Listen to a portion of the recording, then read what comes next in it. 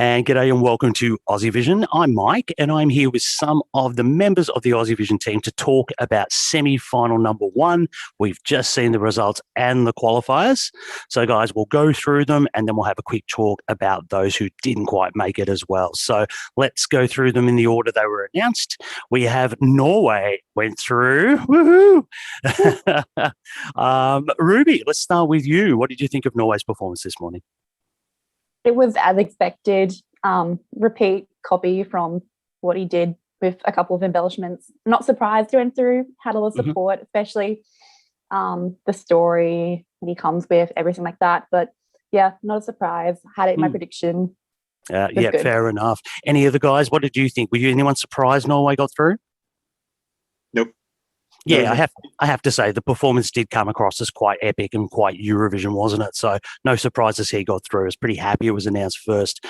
Israel managed to get through. Eden, let's go to Josh. What did we think of her performance? Look, I haven't been the biggest fan of this song from the beginning. I wish that other songs won her little mini national selection.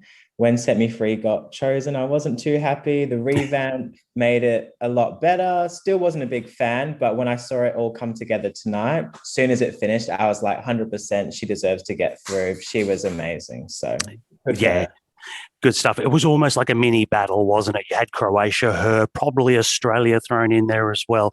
Kind of one of them was going to get through. Probably a couple were going to fall. Any other comments there on Israel, guys? Everybody's going to be talking about that note. I think, she has a moment. She has a moment with that note, which she nailed. So. Yeah, absolutely. I think that may have been the difference, probably pushed her ahead of Croatia. All right, let's talk about Russia. Manisha got through. Now, I'm going to go to you on this one, Steve, and I know you're not a massive fan of this song. I'm not a massive fan of the song, but I loved that opening 10, 20 seconds of the staging. That was just fantastic with the Russian doll. Completely won me over. There are parts of the song that I quite like. I enjoyed the chanting bits. Zero surprise it's through.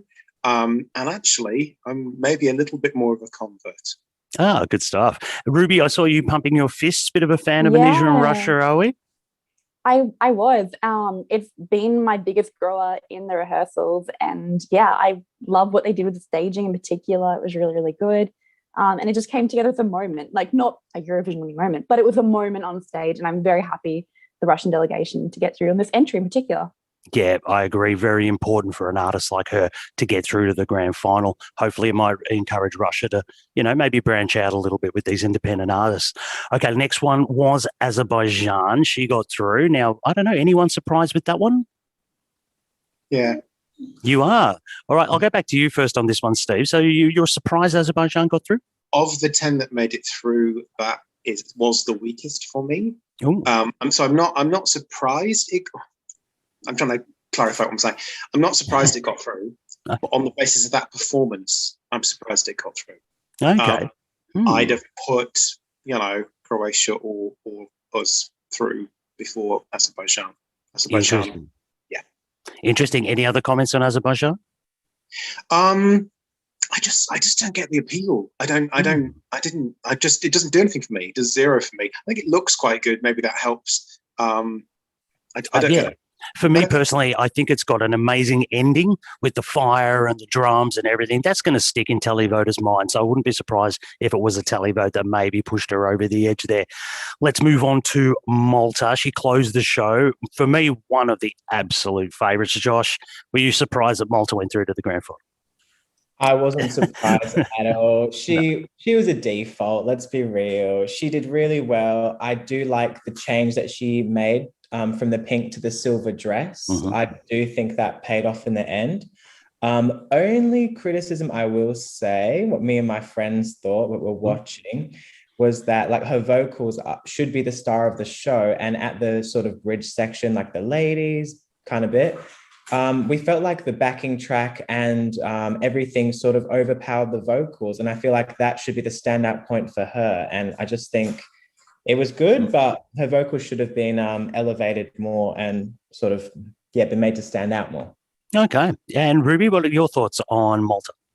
Yeah, I didn't really have that thought going into it and watching it, but I suppose like the vocals probably should feature more. Like she has this amazing vocal package behind her. Like I mean, but the song's already done. There's not much they can do. What they did was amazing. The thigh-high silver boots looked great, much better than pink ones. Yeah, it was a great package. No surprise, it was going straight through. Totally. It's been one of the favourites for a while, hasn't it? It's well presented. They've got a very nice sort of staging concept. Yeah, I'm a bit funny on the vocals. She really hits it at times, and there's other times, you go, that maybe isn't top notch. But anyway, safely through. Lithuania opened the show. No surprises for me personally. They got through. Let's go to Ruby. What did you think of Lithuania and their show? Yep, perfect. Again, it was going through. It was a great opener. Like, they really did it well. And yeah, now the performance, like always. Yeah, totally agree. Any other comments on Lithuania, guys? I thought this was a pretty safe bet. I agree. Yep, nice. Well, let's move on to one of the other ones I thought was a pretty safe bet, to Cyprus. Elena performed as she always does. Oh, I can see you, Josh. I can see you reacting there. What did we think of Cyprus? Honestly, when I watched it, I was shook. I was like, this is going down Eurovision history. Like, for me, it just brought me back to like memories of Shady Lady, Fuego, Secret Combination. I just thought she killed everything. The vocals were pretty good. You can tell the backing track helped a lot in the chorus, but I felt like she pulled it off. The dancing was great. I just loved it all. Awesome. Any other comments on Cyprus there, guys? For a song I'm not mad on, that was great. Yeah. I mean, on the basis of that performance, there was no question she was sailing through. Absolutely. It is all about the presentation there, isn't it? So slick. I have to say, she's one of those vocals. I don't think she has to hit every note perfectly. Doesn't really matter. You're performing. We're into the performance. So, yeah, well done, Cyprus. I can see that doing very well in the final. Let's get down to the business end here. They held off Sweden to be announced in 8th place. Anyone surprised with that one? I'm not surprised it qualified. Not surprised they announced it because I think it was a more of a question mark qualifier for some people. Never for me, but more of a question mark qualifier. I actually liked the performance. It's never rated overly highly for me, but I think it deserves to be in the final. Yeah, Ruby, what are your thoughts on Sweden this year? Again, I predicted that it was going to get through, and I'm happy with that. But I think it was like what Australia's done in the past in terms of getting, not last year with Kate Mulhaki, but in the past with the big televote not appeal, so no televote appeal, sorry, and a big jury appeal. And I think it was just going to get through on that jury appeal only, and the televote was going to be minimal. And I imagine that's probably what's happened this time, because they already had the question mark, and it was just where it placed in the jury that pulled it through, I imagine. Yeah, I'm kind of agreeing with you on there. It's really odd to talk about Sweden. You know, even the thought that they may not qualify, even though I thought it was a little bit ridiculous, the fact that you could probably see their star is waning a little bit as musical tastes kind of change around Europe. All right, let's go to the 9th qualifier. A bit of a surprise, possibly for some. Belgium got through. Josh, what did you think of Belgium? So from the beginning, Belgium was just sort of a song I just thought, oh, it's slow, it's boring, push it to the side, can't be bothered. But as time went by, I actually grew to really respect it. And I found by like the last couple of days, I had it in my top 10 and I watched the performance. I thought it's classic, it's classy, great vocals, great performance. I thought it really deserved its spot, and yeah, good for them. Yeah. Now, Steve, I know you're not a massive fan of the song, but you did pick this one to get through. Was it because of its different and unique kind of genre? Is that what was attracting you? Everything I said earlier in the week came to life on stage. It was unique. It stood out. It was classy. Great vocals. Some good camera work. Didn't need any bells and whistles. And jury bait. It was perfect jury bait. I think we'll get to televote as well, though, because of the name. Because the name Hooverphonic, and they have a follow-up. So, yeah, it was an interesting one. I definitely thought the juries probably went for that one. Who knows? Maybe the televote did as well. It certainly stood out in that running order. And our final qualifier, our number 10, was Ukraine. I don't think anyone's going to fall over in shock with this one. Ruby, what were your thoughts on Ukraine? Yeah, I loved it. I loved their version of the song that they did last year, and this one's just as good. Staging was really worked, and yeah, all the background visuals looked amazing. Not surprised at all. Yeah, it's quite the package, isn't it? Josh, your thoughts on Ukraine? Absolutely loved it. I thought her vocals were amazing. She did so well. The The backing visuals were amazing as well. I just thought it all came together really well. And yeah, clearly they qualified, but I'd love to see how they went in the televote versus the jury. That's going to be like really interesting to see once everything's said and done. Yeah, we all hang out for those stats to come out on Sunday, don't we? Just to see who did well in the semi-finals. All right, let's talk about those who didn't make it. And of course, we should start with Australia and Montaigne. Steve, what did you think of our live on tape performance? And do you reckon we were a little stiff not to get through? I think the performance was great. I think it looked good. I think she sounded really good. I had it. I mean, there's a level of bias here, of course. It was my 8th. Based on the live viewings, and I haven't seen much of the rehearsals at all, it was my 8th. So, yeah, I feel a little bit hard done by not making it through. But very tough semi-final. And as we always said, there was that grouping of 8th to 12th, 8th to 13th, where there might be very little between them in terms of points. And I feel, unfortunately, Montaigne has just slipped into that lower end of the spectrum. Yeah, we'll see when those scores come out. Ruby, what did you think of Montaigne's performance? Yeah, once Belgium got announced and we knew that Ukraine was coming up next, I was not surprised at all that we didn't get through. Like, that was just going to happen. I think live on tape did hurt us a little bit. I think people in Europe would have gone, well, they haven't travelled. Why would we vote for them? Potentially, there's that aspect to consider. It's in that 8 to 12 range, and it just slipped a bit. Fair enough. It would be interesting to, I don't know how we quantify that, that did it hurt us not being there. And Josh, what did you think of Montaigne and Technicolor?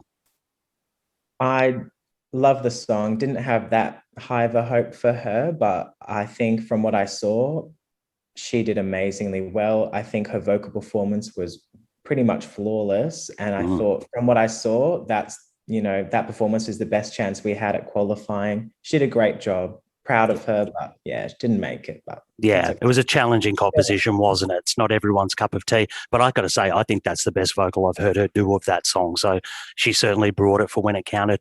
All right, let's run through a couple of others just quickly. Slovenia, anyone falling out of their chair that Anna didn't get through? I almost felt halfway through the song. I was like, poor thing. North Macedonia, look, I thought it was a good performance from Vasil. Any sort of comments on this one? He did like a really good vocal. Great vocalist, bringing back with a better song. Yeah, I kind of agree with that one. Last year's song was great. All right, Ireland. This one we might focus on a little bit because it was a really intricate kind of staging concept that they went with and tried to execute. Ruby, do you reckon Ireland pulled it off? They pulled it off until they revealed what they'd done in terms of all the props behind them. And I think it was looking great. I was loving it. And I was going, what is everybody talking about in terms of the whole package and looking great? And then you saw the not looking great part. And I think that's really what hurt it, because it was in this great fairy tale moment and they ruined it. Yeah. I mean, they were always going to reveal how the cake was baked, weren't they? But it's, for me, probably a little bit too early, and then it really does look messy on stage. Any other comments about Ireland, guys? Because I thought she actually sang the song pretty well, pretty demanding kind of staging. She had to be in certain spots, and you could tell there was a lot of movement. So I thought she made a fist of it. Josh, you look like you were going to say something. Yeah. Ireland, I was rooting for her. I feel like that staging was literally one of the hardest to pull off ever in Eurovision, along with Sergei from 2016. Like, it was so difficult. Anyone would have struggled. And vocally, you could just see she was thinking about so much. Her vocals were struggling at the same time. I felt like she was like treading water. She just about pulled through, but it just wasn't enough to qualify. Yeah, no, I kind of agree with that. Sorry, Stu. So I think the thing for me is, if you're going to demand so much of an artist in terms of staging and then ruin it with that terrible reveal, I'm gobsmacked. I'm gobsmacked. I feel a little bit sad for Leslie. Yeah, fair enough. Yeah, I think we all do. She's a lovely person. All right, last couple that didn't get through. Croatia, must have been close, one would imagine. It was a good performance from Albina. Any comments on that one? I'm gutted. Really? Okay. I've always thought it was probably between her and Israel, to be honest, with similar kind of songs and stagings. The minute they announced Israel, I thought, poor Croatia, you might be in a bit of bother here. She did a pretty good job of it, though, I thought. And Romania. All right. Josh, looks like you have feelings on this one. Yeah. What do would you like to share them with us? She's my girl. I'm such a fan of Romanian music, and she's like I've liked her before the contest. I thought, oh, she sort of had all the pieces, but like same as Leslie, the staging just sort of swallowed her up. She just couldn't pull through. I feel like I don't know, it kind of falls to the delegations and stuff. They sort of gave this huge thing that the artists struggled to live up to, and it's just so sad to see. And yeah, I'm gutted for her. Love her. Yeah, Ruby, you look like you had some feelings on this one as well. Yeah, I love the song leading up to rehearsals, and then it kind of fell flat, especially with the staging. And I imagine that the jury result probably is not the best. And like I know that she had a second run through, but they can't exactly forget what happened in the first one. So it's going to factor in, I imagine. Yeah, for me, it was one of those ones. It's great to have that concept and you go, great, we'll do this, this, and this. But then you get to the venue and you go, oh, it doesn't work. And it just didn't really work at all. I could see what they were trying to do, but just no. And unfortunately, it was too far gone down the track by that stage. All right. Well, thank you so much for your opinions, guys. I know we were all up very, very early here in Australia. Things didn't go our way for Montaigne, but it was still a fantastic show. So thanks very much for your time, guys. Enjoy the rest of Eurovision. And thanks very much for joining us. Take care. See you guys. Thank you. Bye.